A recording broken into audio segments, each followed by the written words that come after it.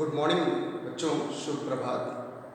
संधारित्र तथा परावैद्युत पाठ में आज आप जानेंगे कि संधारित्रों का संयोजन किस प्रकार किया जाता है।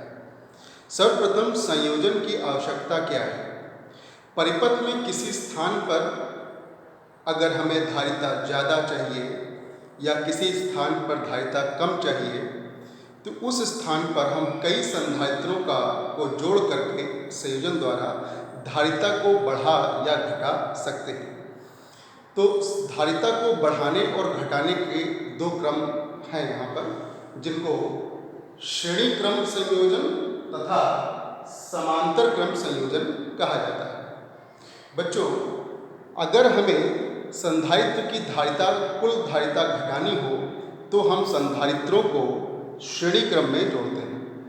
अगर हमें किसी स्थान पर धारिता को बढ़ाना हो तो संधारित्रों को समांतर क्रम में जोड़ते हैं।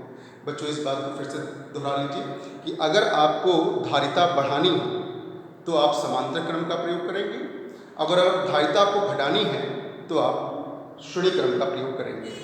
आइए बच्चों देखते हैं श्रेणी क्रम क्या है।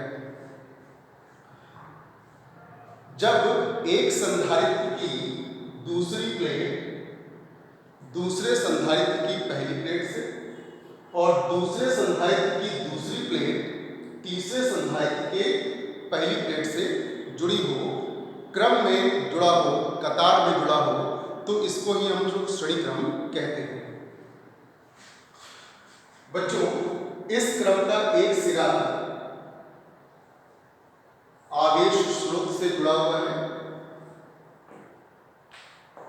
मान लेते हैं इस संधारित्र की धारिता C1, इस संधारित्र की धारिता C2 व इस संधारित्र की धारिता C3 है।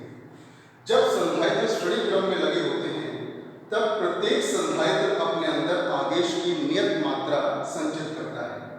अर्थात पहले संधारित्र में संचित आवेश Q, दूसरे में भी संचित आवेश Q, तीसरे में भी संचित आवेश Q। या plate minus plus minus plus minus plus minus. बड़ा आसान पहचानना है बच्चों, इसको पहचानना। जब जिस क्रम में एक संधारित्र की ऋण प्लेट दूसरे संधारित्र की धन प्लेट से संबद्ध हो तो वह क्रम कहलाता है श्रेणी क्रम। बच्चों, पहले संधारित्र की धारिता C1 है, संचित आवेश Q है, तब इस संधारित्र के प्लेटों के मध्य विभवांतर, चाहे आप ये समझ लें चाहे आप ये समझ लें, के मध्य विभवांतर V1 बराबर Q/C1। इसी प्रकार दूसरे संधारित्र में ने भी संचित आवेश Q रखा हुआ है, तो इसके सिरों पर, इसके प्लेटों के मध्य विभवांतर V2 बराबर Q/C2। इसी प्रकार तीसरे संधारित्र के सिरों पर विभवांतर V3 बराबर Q/C3 होगा। बच्चों, X से लेकर Y तक इसको संयोजन कहा जाता है, इसको संयोजन कहेंगे। तो मान लेते हैं इस पूरे संयोजन की धारिता C है। बच्चों, संयोजन के सिरों पर कुल विभवांतर कितना हुआ बच्चों? Vxy, X और Y संयोजन के सिरे हैं, तो संयोजन के सिरों पर कुल विभवांतर Vxy बराबर पहले संधारित्र के सिरों पर विभवांतर प्लस दूसरे संधारित्र के सिरों पर विभवांतर प्लस तीसरे संधारित्र के सिरों पर विभवांतर, और इसी प्रकार जितने भी क्रम में जुड़े हैं।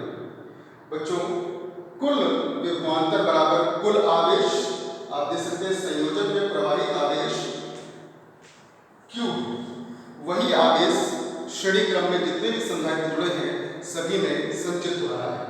तो Q/C equal to Q/C1 plus Q/C2 plus Q/C3, और Q यहाँ से कैंसिल होकर के आपको श्रेणी क्रम में तुल्य धारिता, श्रेणी क्रम में तुल्य धारिता के लिए व्यंजक 1/C बराबर 1/C1 plus 1/C2 plus 1/C3 प्राप्त होता है। बच्चों, श्रेणी क्रम में एक विशेषता यह है कि जितने भी संधारित्र हैं सभी श्रेणी क्रम में लगे हैं, क्रमवार लगे हैं, तो एक संधारित्र जो आवेश संचित करता है वही दूसरा करता है, वही तीसरा आवेश भी संचित करता है। यानी कि श्रेणी संयोजन में प्रत्येक संधारित्र द्वारा संचित आवेश नियत रहता है, संचित आवेश नियत रहता है।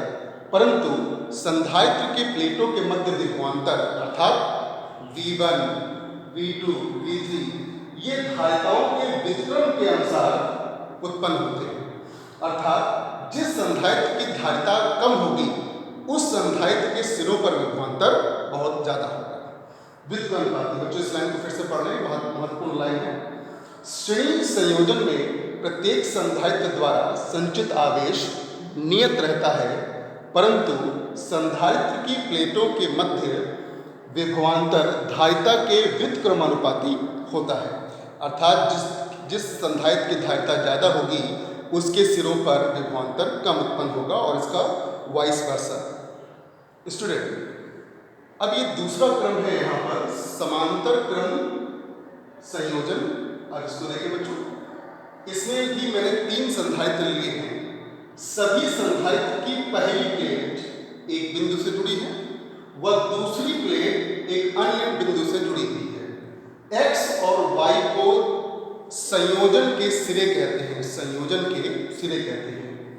एक्स सिरे को हम लोग आवेश स्रोत से जोड़ेंगे। मान लेते हैं प्रवाहित आवेश x से x बिंदु है, इसको संधि कहते हैं। इस संधि की ओर प्रवाहित आवेश Q था जो 3 ब्रांचेस में बटेगा, Q1, Q2 और Q3। मान लेते हैं पहले संधायत्र की धारिता C1, दूसरे की धारिता C2, तीसरे की धारिता C3 है। बच्चों, इसके सिरों पर विभवांतर, प्रत्येक संधायत्र के सिरों पर विभवांतर नियत रहता है क्योंकि ये आपस में समांतर क्रम में है। किस प्रकार आप समझ सकते हैं? मान लेते हैं x बिंदु पर विभव 10 वोल्ट का है, y भूमिगत है तो y बिंदु पर विभव 0 वोल्ट है। तो पहले संधायत्र की यह प्लेट 10 वोल्ट पर है और यह प्लेट 0 वोल्ट पर है। इसी प्रकार दूसरे संधायत्र की पहली प्लेट 10 वोल्ट पर है और दूसरी प्लेट 0 वोल्ट पर है। तो विभवांतर समांतर क्रम संयोजन में नियत रहता है।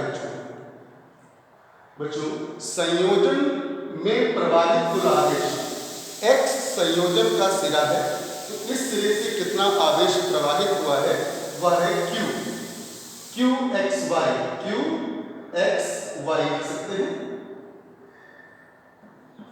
और यह आवेश 3 भागों में बटा है, तो आप लिख सकते हैं QXY equal to Q1 plus Q2 plus Q3। आप जानते हैं आवेश बराबर धारिता गुणे विभवांतर। सो धारिता मान लेते हैं पूरे संयोजन की धारिता C है और विभवांतर संयोजन का VXY है।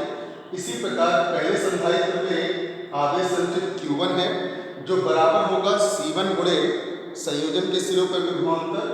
इसी प्रकार दूसरे में C2 VXY plus C3 VXY। VXY विभवांतर निरस्त हो जाएगा और हमें कुल धारिता प्राप्त होगी C बराबर C1 plus C2 plus C3। बच्चों, यहाँ पर आप एक बात देखें कि समांतर क्रम में जितने भी संधायत्र जुड़े होंगे सभी के प्लेटों के मध्य में विभवांतर समान रहेगा, परंतु आवेश, समय संचित आवेश उनकी धारिताओं के अनुक्रमानुपात के अनुसार बढ़ती होगा या संचित होगा। जिस संधायत्र की धारिता ज़्यादा होगी उसमें ज़्यादा आवेश संचित होगा समांतर क्रम में।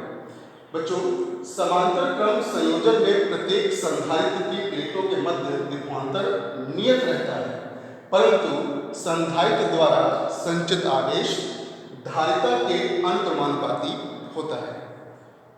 बच्चों, कल हम आपको इस पर कुछ आधारित प्रश्न, आंकिक प्रश्न करके दिखाएंगे। इन नोट की गई बातों को आप मस्तिष्क में, दिमाग में रखें बच्चों, ये बहुत महत्वपूर्ण है। और धारिता अगर बढ़ाना हो तो हम समांतर क्रम संयोजन का प्रयोग करते हैं और अगर धारिता घटानी हो तो श्रेणी क्रम संयोजन का प्रयोग करते हैं। धन्यवाद।